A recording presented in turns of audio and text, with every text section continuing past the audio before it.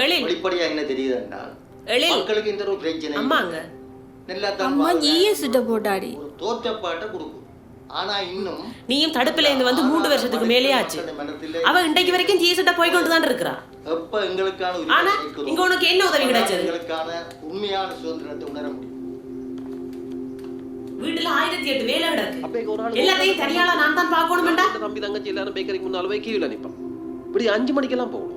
அப்படியெல்லாம் நின்று சாப்பிடுதாலாம் இன்றைக்கு வரைக்கும் நாங்க உயிரோட இருக்கிறோம். ஆனா எங்களுக்காக எத்தனை போராளிகள் இழந்து போயிருக்கிறோம். இன்றைக்கும் நடந்து முடிஞ்சதையே திரும்ப திரும்ப பார்த்துக்கொண்டு இதுக்கு அரசாங்கம் கண்டிப்பா மறுவாழ்வை பெற்றுக் கொடுக்கும். சும்மா அங்க இங்க அலைஞ்சு திரிஞ்சு கொண்டு வேணுமெண்டா நான் உனக்கு சமைக்கிறதுக்கு உதவி செய்யட்டா? ஏது இந்த காலாலையோ? அதுக்கு நானே செஞ்சுட்டு போவேன், நீ உண்ட வேலையை பேர்.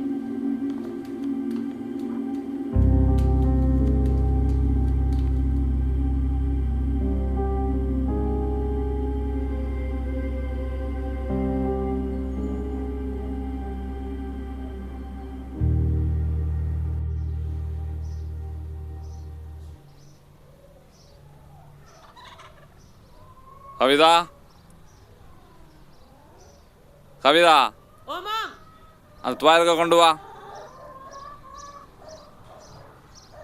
குளிக்க முதல் எடுத்து வைக்க மாட்டீங்களோ? அதுக்கு தானே நீ இருக்கிறாய்.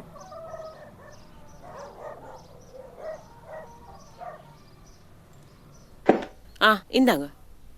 கையிடுங்க அம்மா, கையிடுங்க. அம்மா என்ன சப்பாத்தாங்க. அந்த கடலுகளே இருக்கு, போய் பாரம்மா. போங்க அம்மா, அம்மா வருவா. அம்மா வாங்க.